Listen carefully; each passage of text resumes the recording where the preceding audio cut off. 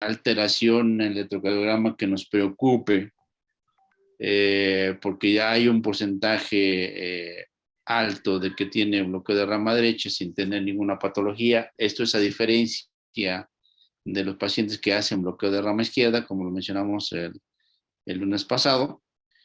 El bloqueo de rama derecha, cuando el paciente tiene insuficiencia cardíaca, realmente sí tiene o adquiere una importancia mucho mayor que incluso el mismo bloqueo, que puede ser igual o, o más importante que el bloqueo de la rama izquierda. Esta es una población de pacientes que tenían insuficiencia cardíaca y simplemente los catalogaron que tenían bloqueo de rama izquierda o bloqueo de rama derecha. Y aquí estamos viendo la sobrevida. Entonces, cuando ustedes se fijan, si vemos la línea de bloqueo de la rama derecha, la sobrevida es mucho mayor a determinados meses. Estamos hablando a 12 meses, a 24, a 36, a 48. La sobrevida de esta población cuando tiene bloqueo de rama derecha es mucho peor que cuando tiene bloqueo de rama izquierda o no la tiene Entonces, aquí vemos que es estadísticamente significativo el tener un bloqueo de rama derecha cuando tienes una insuficiencia cardíaca ya diagnosticada. Entonces, hay que tener cuidado, por tanto, que el paciente que tiene insuficiencia cardíaca, si le vemos bloqueo de rama derecha, es un índice por sí mismo de mal pronóstico para ese paciente. Esto ya lo vimos. Vamos a entrar directo a lo que es el bloqueo de rama derecha. Entonces, como ya mencionamos el lunes pasado, un bloqueo es el enlentecimiento de la conducción eléctrica a través de un sistema de conducción especializado del corazón, o es la interrupción completa de esa conducción eléctrica o de esa despolarización que está provocando en el paciente en ese tiempo. Entonces, habitualmente, un bloqueo de rama de izquierda se refiere que habitualmente vamos a encontrar un QRS de mayor de 120 milisegundos y la activación normal durante la primera actividad se presenta. O sea, no vamos a tener un cambio en la primera fase de la activación normal. Y ahorita vamos a ir viendo esta situación. Entonces, este es nuestro QRS en B1 cuando no tenemos ningún problema de bloqueos de rama derecha o rama izquierda. Y vemos que tenemos una R pequeña y tenemos una S profunda, ¿sí? Y si lo dividimos en tercios, vemos que la primera parte de la despolarización está principalmente basada en el septum, ¿sí? Y la siguiente parte, pues prácticamente es el ventrículo izquierdo que la determina. Cuando tenemos un bloqueo de rama derecha, aquí no tenemos participación de la rama derecha en ningún momento.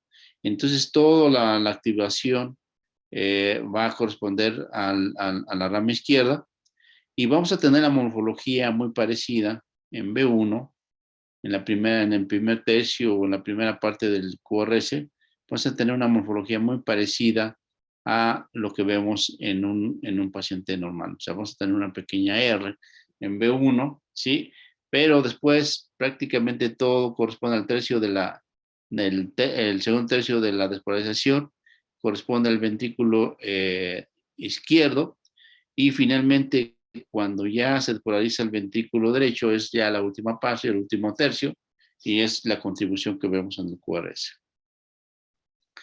Estos son los criterios para hablar de bloqueo de rama izquierda, de rama derecha, perdón, en donde se dice que tenemos que tener un QRS mayor de 120 milisegundos en personas adultas, mayor de 100 milisegundos en niños que tengan de 4 a 16 años, y debe ser de mayor de 90 milisegundos en niños que tengan menos de 4 años de edad. Entonces, esos son los criterios para comenzar a diagnosticar o a saber que nos enfrentamos a un bloqueo de rama derecha. Las morfologías en el bloqueo de rama derecha pueden ser muy diferentes y aquí estamos viendo que en B1 pueden ser morfologías de R pequeña, S pequeña, R prima, o puede ser con una R prima mayor, o puede ser con una S y una R prima mayor. Entonces, pero el componente principal sí es una positividad en B1. Siempre vamos a ver, o en la mayor parte de los pacientes que tienen bloqueo de rama derecha, siempre vamos a ver una pequeña R al inicio. Ustedes se fijan en la morfología que estamos viendo aquí, es lo que se ve. Y esto se ve particularmente en B1, pero también así en B2. Entonces, esa deflexión de la R inicial indica que tenemos el primer vector de la rama izquierda, y ahorita lo vamos a analizar, que nos va a dar esa situación.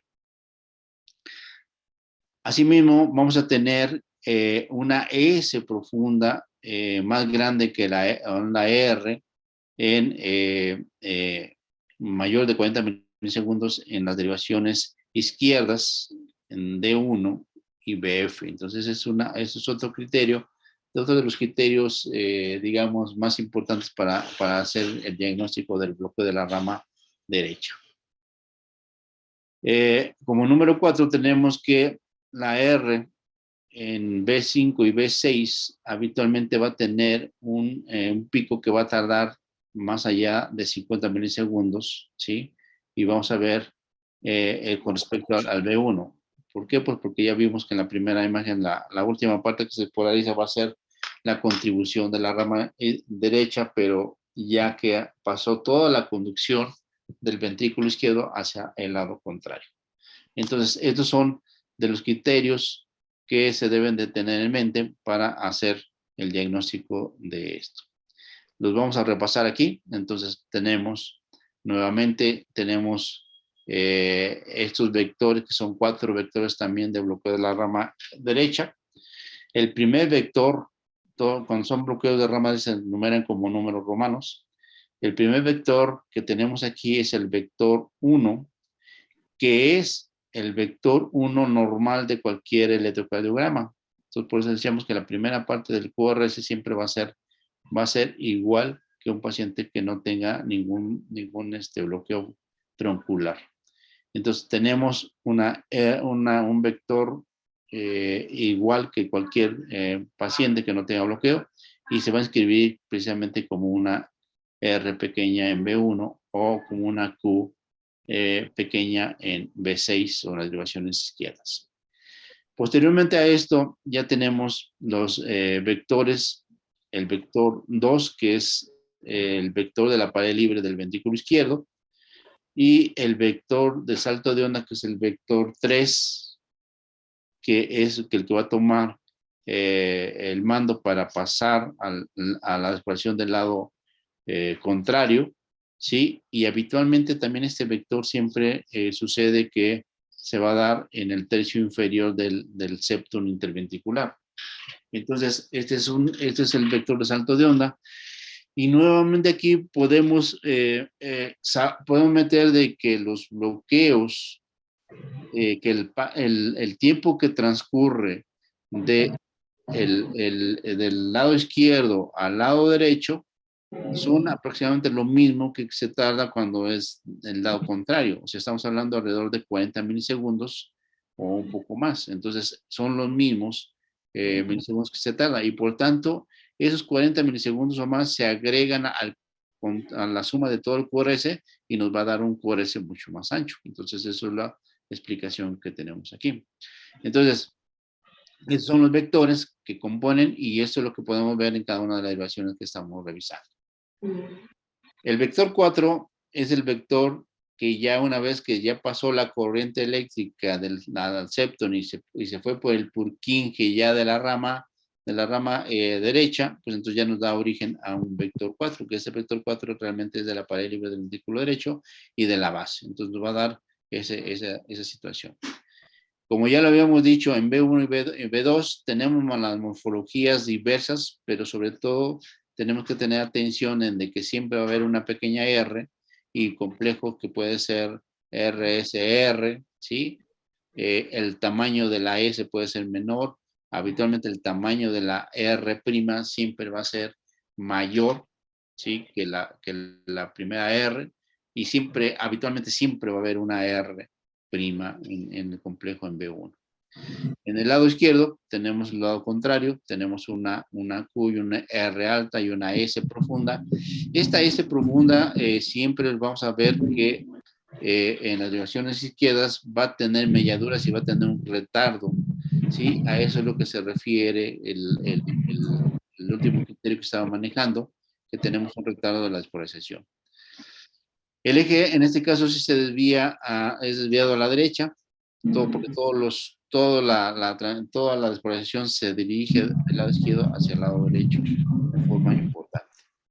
Repasando los vectores, es lo mismo, en forma tridimensional, tenemos que el vector 1, que ya platicamos, se dirige hacia el lado derecho y al lado derecho y hacia abajo y ligeramente hacia adelante, mientras que el vector 2, que es el vector de la pared libre, aquí en este caso tiene una disposición no tanto hacia arriba, sino más bien se va hacia abajo en forma diferente a lo que es la disposición normal. El vector de salto de onda es un vector poderoso que se dirige hacia la derecha, hacia arriba y hacia adelante. Y el vector 4, que es el vector de la pared libre que ya habíamos dicho del ventrículo derecho, se dirige hacia arriba, hacia adelante, ¿sí? Y hacia la derecha. Entonces, esos son los vectores que se están analizando. Con respecto a la repolarización, sucede lo mismo que en la despolarización en el bloque de la rama izquierda. En este caso, habitualmente tenemos en B1 un complejo positiva con una predominancia positiva. Entonces, la repolarización habitualmente va a ser negativa, siempre contrario, mientras que en B6 sucede lo contrario. Vamos a tener, ¿sí?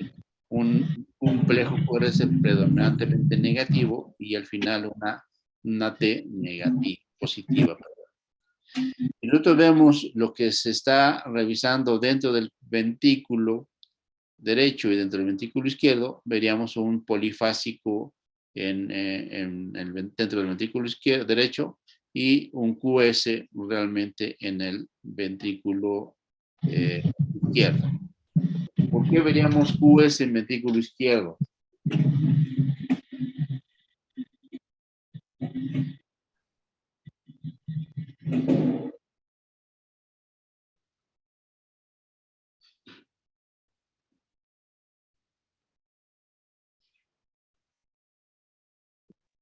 Porque el vector de despolarización se aleja del ventrículo izquierdo. Así es, todos los vectores se alejan del ventrículo izquierdo. Ya dijimos el vector 1 que se origina acá, el vector 2 que se origina acá y el de salto de onda que se origina acá. Entonces todos se alejan y entonces vemos un QS. Es como si estuviéramos viendo una necrosis posterior a un infarto. Entonces, pongamos atención en el complejo en B1, ¿sí? Habitualmente tenemos entonces que tenemos una R, una S y una R mayor, ¿sí? El pico de la R, la R' habitualmente son más de 50 milisegundos. Esa es una clave diagnóstica que ya revisamos en las anotaciones previas. Entonces hay que tener en mente esto. El otro parámetro muy importante para hacer el diagnóstico es que la S en B6 habitualmente tiene una duración de 40 milisegundos o más. O sea, esta es medimos el tiempo de que se escribe y habitualmente va a durar 40 milisegundos más. Esos son los criterios que nos hacen el diagnóstico realmente del bloqueo de la rama derecha y tenemos que tenerlos muy en mente porque podemos confundirnos con otros bloqueos que no necesariamente son de uno u otro. Aquí tenemos, por ejemplo, la historia de unos pacientes en donde vemos que tenían una comunicación interauricular. Vemos que sus complejos inicialmente parecen ser normales. Posteriormente desarrolla un bloqueo, comienza a desarrollar un bloqueo de rama de rama derecha, y finalmente el bloqueo de rama derecha se hace mucho mayor, pero el QR se ensancha, y aparentemente todo se debe a que no solamente contribuye el bloqueo, sino que también hay alteraciones en el paso de la corriente en años, ¿sí? Oncologías que no sean de un tipo de bloqueo de rama derecha, pero con una corriente que dura mucho más, y entonces eso nos hace pensar que seguramente tenemos fibrosis en el paciente. Entonces, hasta ahí lo que es el bloqueo completo de la rama derecha, y ahora también en esta revisión o en estos estatutos también se habló del bloqueo incompleto de la rama derecha. Y habitualmente en estas definiciones ellos ponen que debe tener una duración entre 110 y 120 milisegundos, o sea, aproximadamente unos milisegundos por debajo en las personas adultas, de 90 a 100 en los niños desde 4 a 16 años y de 86 a 90 en los niños menores de 8 años. Entonces, estos son los criterios que se manejan en, en el bloqueo de rama derecha. Bueno, aquí estamos viendo cómo es que puede evolucionar un bloqueo de rama derecha de ser un QRS normal, ¿sí? A comenzar a tener un bloqueo de rama derecha de grado menor o ya de mayor embalaje, o incluso ya un bloqueo de rama derecha completo. ¿Qué es lo que sucede? Lo que sucede es que el vector 1 que se inscribe aquí, ¿sí? Y el vector de la despolarización, el de la pared libre, y posteriormente el del salto de onda, se van haciendo más importantes. Entonces, podemos tener en un bloqueo de rama derecha incipiente, podemos tener un RSR pequeña. Y esta R, conforme se va haciendo más importante el bloqueo y se comienza y termina siendo un bloqueo completo, la R' va a tomar una importancia mucho mayor hasta llegar a tener la morfología que ya hemos visto. Entonces, esa R, ustedes van a ir viendo la que se va incrementando poco a poco hasta tener una mayor importancia en la inscripción del mismo. Entonces, esos son los bloqueos de grado menor. Entonces, podemos tener morfologías parecidas a esas, ¿no? Y de pronto tenemos que darle una identidad a qué se refiere, sobre todo si tenemos una duración un poco mayor de la que ya se escribió previamente en la diapositiva previa. Entonces, una vez hablado de los bloqueos de la rama derecha, pues entonces vamos a terminar lo que es la conducción del lado izquierdo, y vamos a hablar de los bloqueos de la rama, de los bloqueos fasciculares. Vamos a hablar inicialmente con el bloqueo de la rama del fascículo anterior izquierdo. ¿Cuáles son los criterios que se proponen? Es que un eje debe estar desviado entre 45 y 90 milisegundos, o sea, debe estar hacia arriba y a la izquierda. Tenemos patrón QR en ABL, tenemos una onda R alta en ABL que habitualmente dura más de 40 milisegundos, o sea, esta es la deflexión intrinsecoide de ABL, y tenemos un QRS que habitualmente dura un poco menos de 120 milisegundos, o sea, no es una extensión rápida o una extensión importante de esto.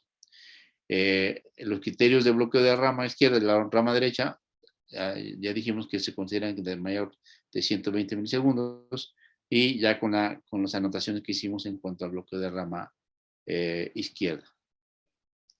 Entonces, ¿qué vemos entonces en el electrocardiograma? Vamos a ver un primer vector, ¿sí? Que en este caso, si tenemos bloqueo del fascículo anterior, ¿qué sucede? El bloqueo del fascículo anterior está bloqueado, entonces toda esta parte del ventrículo tiene que ser despolarizada por el fascículo posterior. Entonces, ¿qué es lo que nos va a suceder aquí? Bueno, vamos a tener un vector 1, la R inicial va a ser va a ser igual que en un paciente común y corriente que no tiene bloqueo, va a ser el mismo. Vamos a tener un QRS porque ya la despolarización que se debía de dar por el fascículo anterior para venirse en este sentido y para irse en ese sentido, no la tenemos. Entonces vamos a tener que el vector 2 va a ser muy importante porque arranca de esta parte y se va hacia la parte basal e izquierda del ventrículo izquierdo. Tenemos un vector de salto de onda que se dirige hacia abajo, que es en este caso es este. No es un vector tan importante como el bloqueo, cuando es un bloqueo de rama completo, pero sí se presenta. El QRS habitualmente ya dijimos que es de mayor de 90 milisegundos y entre 120 entre 90 y 120 habitualmente es lo que vamos a encontrar. En D1 y ABL se presenta complejo QRS, como ya lo habíamos mencionado. En las derivaciones contrarias vamos a tener lo contrario a esto, que va a ser una R y una S profunda. Y habitualmente el eje se va a desviar, en este caso, hacia menos 45 grados. O sea, se desvía hacia la izquierda y hacia arriba. La deflexión intrínsecoide en D1 y ABL va a ser mayor de 45 milisegundos, y esto cuando anotamos y revisamos esta deflexión con respecto a ABF, podemos tener una diferencia de 15 milisegundos o más. Entonces, aquí tenemos ejemplo de esto. Tenemos en las derivaciones estándar, habitualmente tenemos en las derivaciones inferiores, tenemos RS profunda. En ABL tenemos una Q y una R alta, como ya se mencionó. En ABL, parecidos a las inferiores, RS profunda, ¿sí? que se van haciendo. Las morfologías en las precordiales son parecidas casi a lo que se tiene en un electrocardiograma, digamos, normal. Cuando un paciente, además de tener bloqueo del fascículo anterior, tiene datos de hipertrofia, como podemos ver las heces profundas en las precordiales, pues entonces se hace mucho más prominente la S de las derivaciones inferiores y se va a hacer mucho más prominente la R de las derivaciones laterales izquierdas. Entonces, eso es lo que nos está refiriendo él en cuanto tenga una hipertrofia. El otro bloqueo fascicular que tenemos es el bloqueo fascicular posterior. Habitualmente aquí el eje se desvía al lado contrario. Tenemos un eje que se va hacia a la derecha y hacia abajo y está entre 90 y 180 grados en las personas adultas, ¿sí? En los niños que tienen más de 16 años, sí pueden tener se puede aplicar esto. En los otros pacientes es un poquito difícil de diagnosticar porque recuerden que el recién nacido siempre vamos a tener una R importante ahí y un QRS que puede ser modificado el eje. De hecho, ya habíamos hablado de los ejes y pueden estar ahí confundiéndonos con un bloqueo fascicular para estos pacientes. Entonces, en niños sí es una situación que tenemos que contemplar y que tenemos que analizar un poco más profundo. En D1 y ABL, lo contrario al bloqueo de fascículo anterior. Aquí vamos a tener una S importante. En D, en las inferiores, D3 y ABF, contrario a lo que tenemos en el bloqueo del fascículo anterior, tenemos una Q pequeña y una R alta, ¿sí? Contrario a lo demás, y el QRS que habitualmente tiene que ser entre 90 y 120 milisegundos, como ya se había mencionado.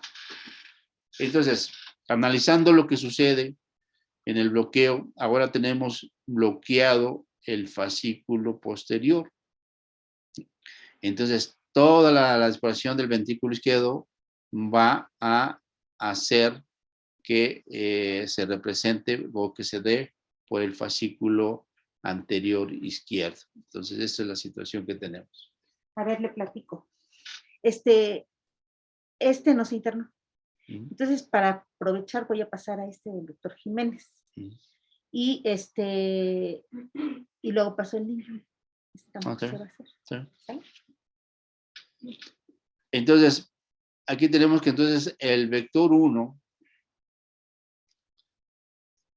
ahora que es el que se escribe, ¿por qué se llama vector 1? Porque es el que se escribe primero, no es porque yo le haya dado o los electrocardiografistas le hayan dado el nombre nada más así por así, sino que siempre el vector 1, el vector 2, el vector 3, el vector 4 son por el tiempo de inscripción o el tiempo de cuando se presentan.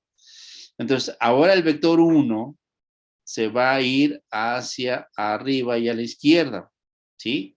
No tiene nada que ver con el vector 1 del fascículo previo que habíamos analizado o de una conducción normal. Ahora el vector 1 se va hacia arriba y a la izquierda. Entonces entendamos que los vectores se dan nombre de 1 hacia adelante según su tiempo de aparición o de inscripción, ¿sí? Y entonces para que estemos a tono de qué es que estamos hablando. El vector 1 ya no está acá, sino el vector 1 está en esta parte. Entonces escriba hacia arriba y a la izquierda. El vector 2, que es el que estamos viendo aquí, que va a corresponder a la despolarización de esta parte del ventrículo, se escribe más posterior e inferior y se dirige hacia la derecha.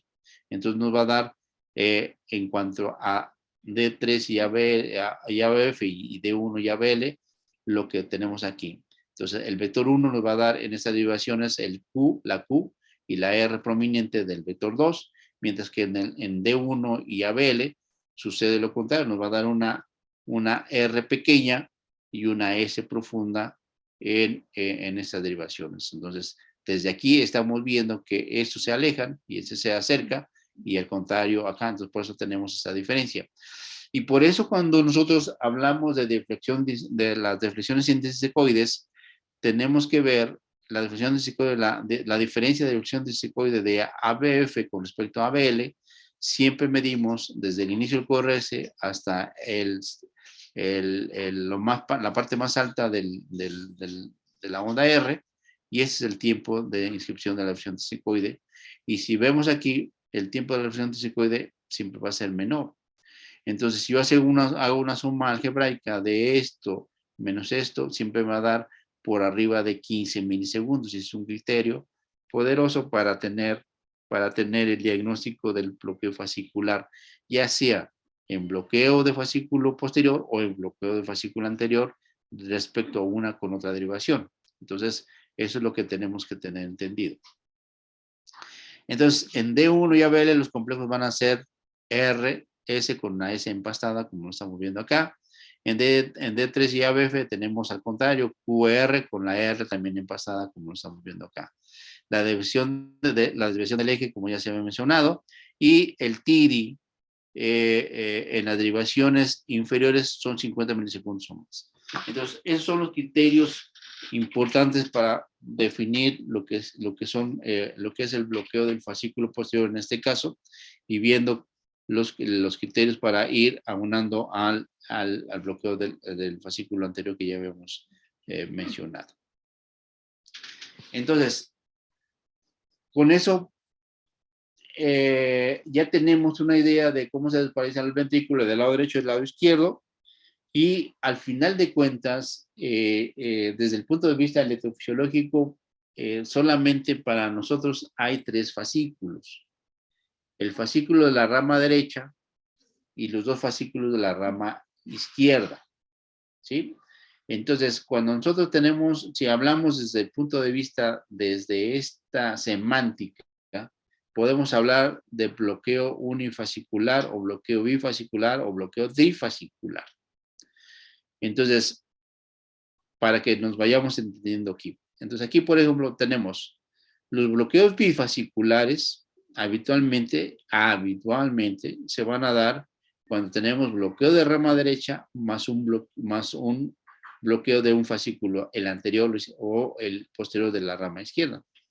Entonces, ¿qué es lo que vamos a tener en esta combinación? Pues vamos a tener la combinación de los dos. Entonces, por un lado, vamos a tener morfologías de bloqueo de la rama derecha ¿sí? Y por el otro lado vamos a tener morfologías de del bloqueo del fascículo anterior, en este caso, o el fascículo posterior. El eje eléctrico habitualmente se desvía un poquito más del bloqueo del fascículo, se va más hacia a la izquierda.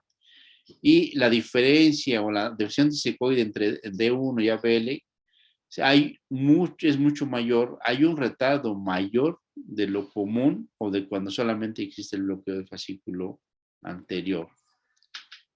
En D2, D3 y ABF, o sea, las derivaciones inferiores, vamos a ver ondas heces profundas y empastadas, ¿sí?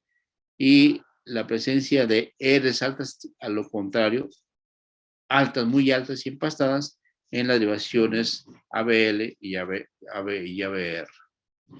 Entonces, eso es lo que vamos a estar viendo. Entonces, este electrocardiograma estamos viendo aquí. Tenemos primero, en B1 y B2, aparentemente tenemos una despolarización, digamos, normal. Lo único llamativo de esta despolarización en el plano horizontal, ¿cuál sería? ¿Cuál es lo llamativo de esta despolarización en el plano horizontal? ¿Qué les llamaría la atención?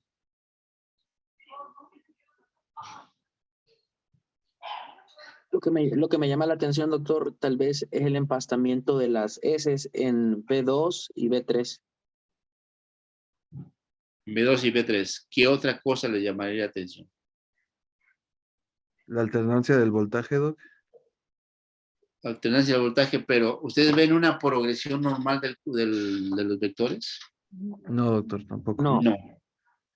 ¿Por qué? Fíjense, estamos R pequeña, S profunda, RS profunda, y prácticamente no tenemos transición.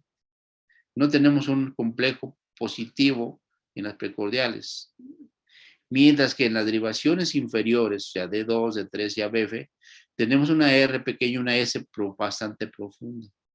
¿Sale? Entonces, aquí hacemos el diagnóstico. Esa es la secuencia de un paciente que tuvo primero un bloqueo de fascículo. ¿Qué fascículo? Es un fascículo anterior. Un fascículo anterior. ¿Seguros todos? Sí, doctor. Sí, doctor. QR en 1 y ABL. exactamente. Y el Y eje luego, del ¿qué izquierdo. pasó con ese paciente? Se agregó un bloqueo de rama derecha, ¿sí? El típico bloqueo de rama derecha, RSR alta, empastada, y en el lado contrario, QRS profunda y empastada. Entonces, y guarda los mismos criterios de bloqueo de fascículo anterior. Si yo veo ABL y ABF, ¿sí? R alta en ABL, S profunda en ABF, guarda los mismos criterios de bloqueo de fascículo anterior. ¿Sale? Entonces, aquí esa es la secuencia de un paciente que migró de un bloqueo del fascículo anterior y se le agregó un bloqueo de la rama derecha. Entonces, nominalmente o electrofisiológicamente aquí, ¿cuál sería el nombre o el diagnóstico de esta entidad? Es un bloqueo bifascicular. Un bloqueo bifascicular. Cuando yo digo tengo un bloqueo bifascicular, entonces estoy hablando de que tengo dos fascículos. Tengo el fascículo de la rama derecha y el fascículo, en este caso, anterior izquierdo. ¿Sale?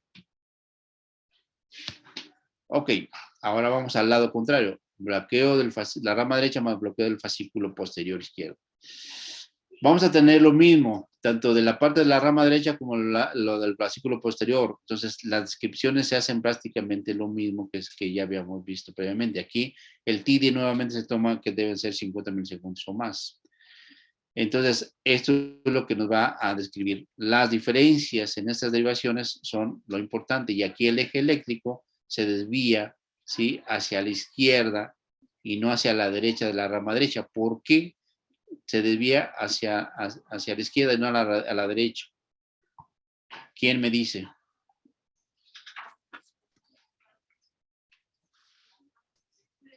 En un paciente con un bloqueo de rama derecha más un bloqueo del fascículo posterior izquierdo, el eje se desvía hacia la izquierda, hacia menos 45 en lugar de desviarse a la derecha, como se presenta en un bloqueo de rama derecha. ¿Cuál es el fundamento?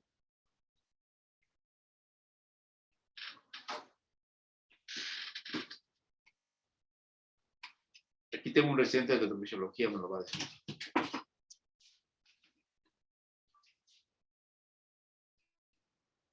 ¿Alguien? ¿Alguien del público?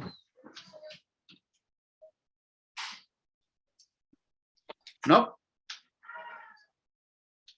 César. Podría ser porque O sea, en la mayoría de la masa del- ¿por qué gana el desviarse a la izquierda del fascículo? ¿Por qué? porque la mayoría de la masa ventricular se va a despolarizar a través del fascículo anterior. Claro, no necesariamente por eso, sino porque la mayor masa que existe, si tú comparas la masa del ventrículo derecho con la masa del ventrículo izquierdo, la masa del ventrículo izquierdo es mucho mayor. ¿Sale? Entonces, por eso es que el eje se tiene que desviar hacia la izquierda, no hacia la derecha. ¿Ok? Bueno, entonces, aquí estamos viendo nuevamente. Si comparamos siempre, comparamos ABL con ABF, vemos en ABL R pequeña, S profunda, lo contrario en ABF, Q pequeña, R alta y empastada. Y vemos acá una morfología, híjole, que a lo mejor le daría el diagnóstico de bloqueo de rama derecha. Sí, sería o no sería. La verdad sí, doctor, tiene una onda RSR', solo que pues se ve más como una melladura, porque ambas R's, tanto R como R', tienen la misma magnitud. Sí, acá pareciera que no teníamos la morfología habitual, pero si analizamos en B6, la parte final de la S, a pesar de ser pequeña, es muy retardada, ¿sí? Y entonces eso es lo que sí me hace el diagnóstico del bloqueo de la rama derecha. Entonces tengo bloqueo de la rama derecha más bloqueo de fascículo utario. Ok, bloqueo de rama izquierda intermitente. ¿Qué ven?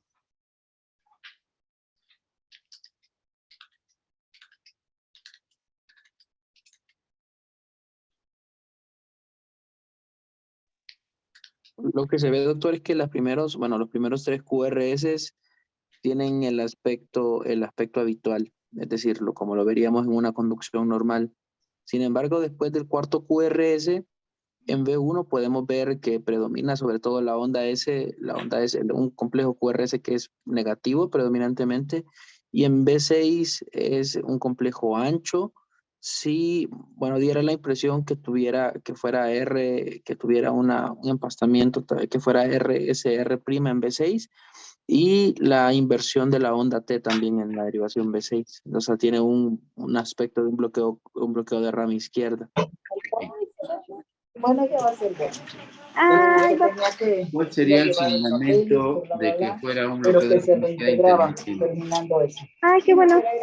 Para que no la cuenten. Y ahorita que no, es que me decía ayer y me decía que vamos a la Pudiera doctora. ser, doctor, Dice, que no, vamos empezando. cambian Dices que la doctora las es la que condiciones nos de la ayuda. conducción en ese momento del paciente. Puede ser, por ejemplo, que la frecuencia cardíaca aumente un poco. ¿Mande? Precisamente cuando tienes un bloqueo intermitente, es que quiere decir que ese sistema de conducción está sufriendo y va a haber condiciones electrofisiológicas en el momento que pueden estar conduciendo bien y de pronto las condiciones electrofisiológicas cambian, sí, pero ya hay un daño estructural en ese fascículo o en ese sistema de conducción. Entonces, lo que usted quiere decir. Aquí no estamos viendo que se acelere, que es otra cosa que puede ser una aberrancia. La aberrancia es un bloqueo de un fascículo, de una rama, dependiente de frecuencia, porque no, su umbral es bajo, entonces lo podemos bloquear más fácilmente. Ok. ¿Qué diagnóstico haríamos aquí? Podemos hacer diagnóstico de bloqueo de rama derecha, bloqueo de rama izquierda, bloqueo fascicular.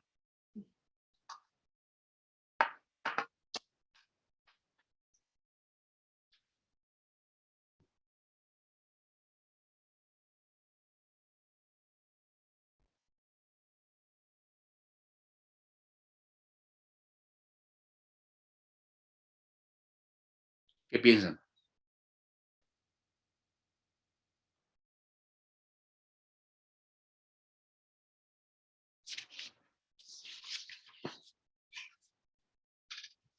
A ver, Ariel.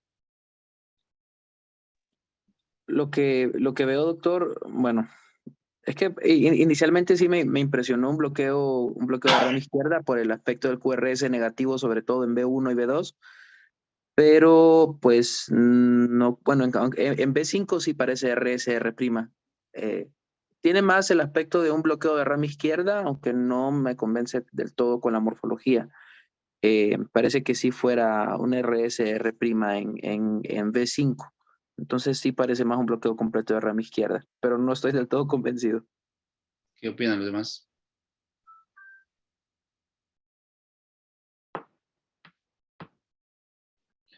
El eje está, podríamos decir que está desviado a la derecha, doctor, pero ¿El no plano sé si, frontal? ¿En el no plano calculo, frontal? no sé si podría estar más de 120 milisegundos el QRS, no se podría medir ahí, pero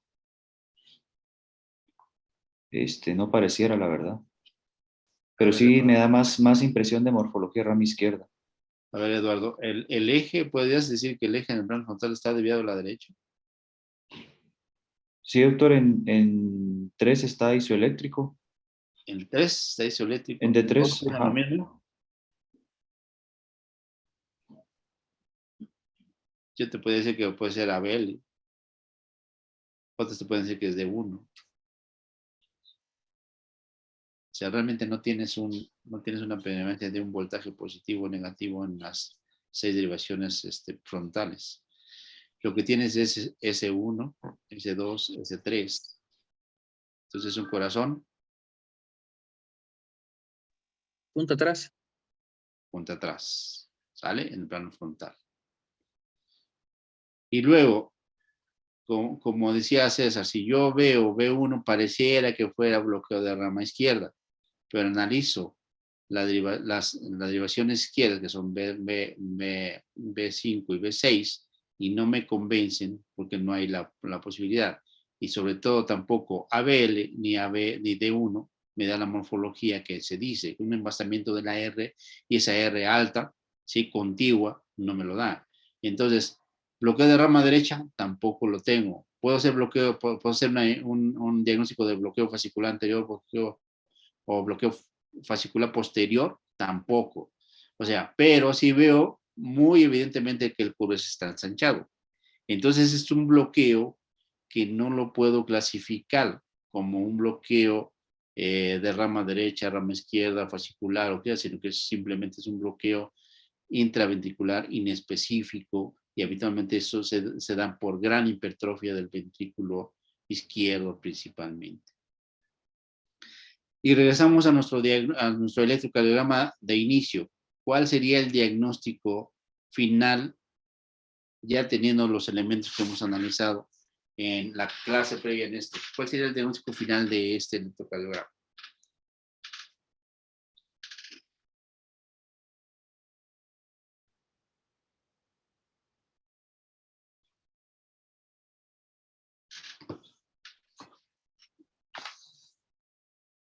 ¿Qué opinan?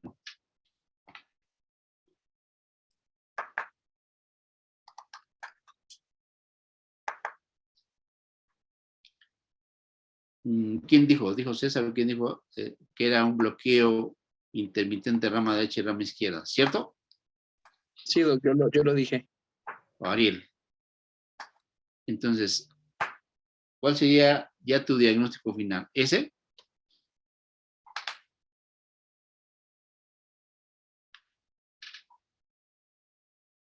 Diagnóstico electrofisiológico. diagnóstico semántico.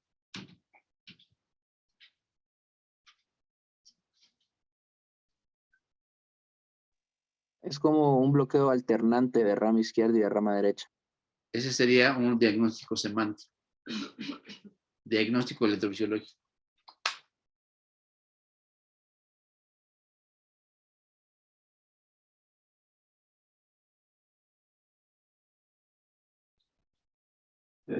Parece ser, buenos días, Doc, un Rosenbach. ¿En qué? Rosenbach Belisari. ¿Qué quiere decir Rosenbach eso? Belisari, Doc. ¿Mandé? ¿Qué quiere Es que decir? parece ser un bloqueo trifascicular, Doc. Pues sí, es un bloqueo trifascicular. Por eso les decía que desde el punto de vista electrofisiológico tenemos 3 fascículos. Y entonces yo en un momento presento bloqueo de rama derecha, en otro momento bloqueo de rama izquierda, entonces quiere decir que tengo los 3 fascículos tomados. ¿Sale? Entonces a eso se refiere. ¿Qué quiere decir aquí? Bueno, ya habíamos discutido los bloqueos fasciculares. Fascicular puede ser, ¿cuál sería la combinación bloqueo fascicular? Rama derecha más fascículo posterior, fascículo anterior. ¿Sale? Rama derecha por sí mismo. ¿Alguna importancia en eso? Evaluación la siguiente semana. Todo bien. No se egresó. Están viendo si le van a poner un Balvin.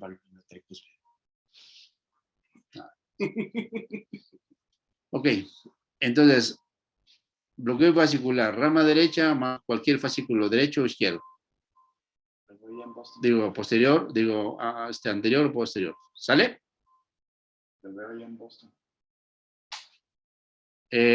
Bloqueo, este es bloqueo bifascicular. Bloqueo trifascicular, rama derecha, fascículo anterior, fascículo posterior. ¿Sí? ¿Es posible o no?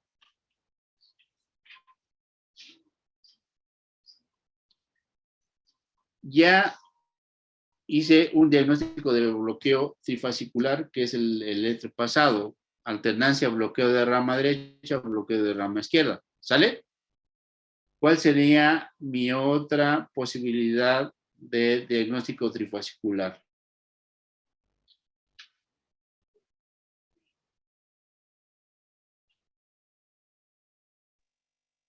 Pudiera ser, doctor, que alterne un bloqueo de rama derecha con, o sea, que esté fijo con un bloqueo fascicular anterior y posterior que estén alternando. Sí. Esa es la otra posibilidad. ¿Sale? Entonces, podemos hablar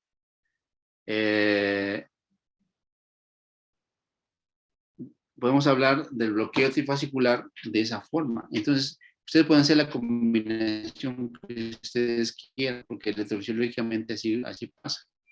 ¿Sale?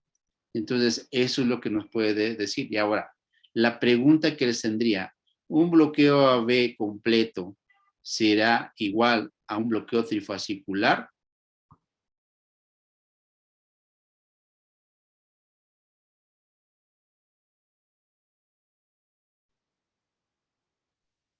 Si aplicamos esos principios, sí, porque estarían bloqueados, solo que de manera fija. Ajá. ¿Cómo? Es decir, que no habría... ¿Un bloqueo B completo es igual a un bloqueo trifascicular? ¿Sí o no? No, no es igual, doctor. ¿Por qué? En el bloqueo AB, el bloqueo es más alto. Y en un bloqueo trifascicular tendríamos la alternancia del bloqueo de rama derecha con el bloqueo de rama izquierda que englobaría los 3 fascículos. ¿Tiene razón Jesús? ¿Qué opinan los demás? Sí, en realidad los fascículos en sí mismos no tienen retraso en la conducción, sino el retraso de la conducción está en el nodo AB, o el bloqueo pues está en el nodo AB, no en el fascículo como tal. Bueno, en el nodo AB, abusado, porque tenemos bloqueos supragicianos, Exacto. intragicianos e infragicianos. Entonces no necesariamente en el nodo AB.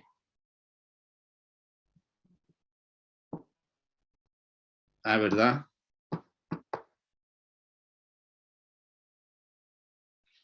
Bueno, a ver, les explico. Habitualmente, cuando yo tengo un bloqueo completo, el bloqueo se me da en el nodo, ¿sí? Se me da en el GIS, ¿sí? O se me da infragisiano. ¿Qué quiere decir que si es infragisiano? Pues que entonces el bloqueo está por debajo del GIS. Y ahora, puede ser que el bloqueo completo sea un bloqueo trifascicular, sí, si pudiera demostrarlo. ¿Qué tendría que demostrar? Que tengo bloqueo de la rama derecha, que tengo bloqueo del fascículo anterior y que tengo bloqueo del fascículo posterior. Y entonces ahí, bloqueo AB completo sería igual a un bloqueo trifascicular. ¿Sale? Entonces, esto es para que nosotros pensemos. Desde el punto de vista electrofisiológico puede suceder sí. Desde el punto de vista de acuerdos hasta este momento en la electrocardiografía, no hay acuerdos. Pero es un tema para que nos quedemos pensando que puede ser cualquier posibilidad de esto. ¿Sale? ¿Alguna pregunta? Sí, doctor. Tengo una pregunta. ¿Puede un paciente tener un bloqueo fascicular anterior y no necesariamente cumplir el criterio? O sea, lo podemos catalogar como bloqueo fascicular anterior si no cumple el criterio de grados de menos 45 a menos 90, o tiene que ser estricto en ese sentido. Fíjate que el criterio más importante en bloqueos fasciculares del lado derecho, o sea, posterior y anterior, es la depresión del cisticoide. Y el criterio más importante es la diferencia de la depresión del cisticoide entre ABL y ABF. Si esta depresión del cisticoide es mayor de 15 milisegundos entre estas dos, el criterio se cumple. No importa que el eje eléctrico no te dé los grados. ¿Y por qué no te puede dar los grados? ¿Cuál sería la razón por qué no te puede dar grados? Porque puede haber el crecimiento de alguna otra cavidad, puede modificar el eje. Esa es una explicación. ¿Qué otra cosa sería? Porque tengamos también bloqueo en otra porción del sistema de conducción, como mirábamos ahora de la deflexión hacia la rama. Pero no mezclemos otro bloqueo. Simple, puro bloqueo, como lo mencionaste. Por la posición del corazón, doctor. Exactamente, por la posición del corazón. Entonces, fíjense, eso es lo que yo, o sea, estas clases no son tanto para que aprendan criterios, sino que razonen lo que estamos viendo. Es para que ustedes piensen que en la electrocardiografía puede haber varias situaciones y puede haber varias explicaciones. Si no me da el eje eléctrico hacia arriba, hacia la derecha, quiere decir que entonces tengo que ver que seguramente cuál es la posición del corazón.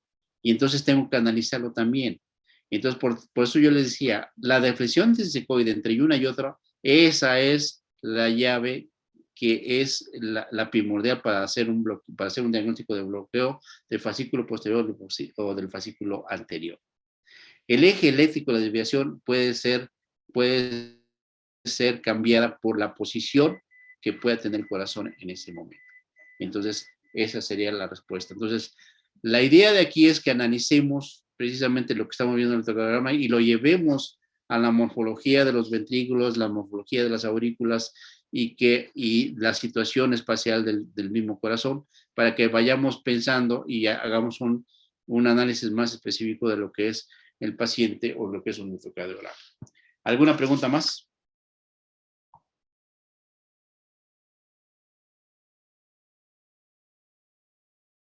No, doctor. Bueno, pues muchas gracias. Nos vemos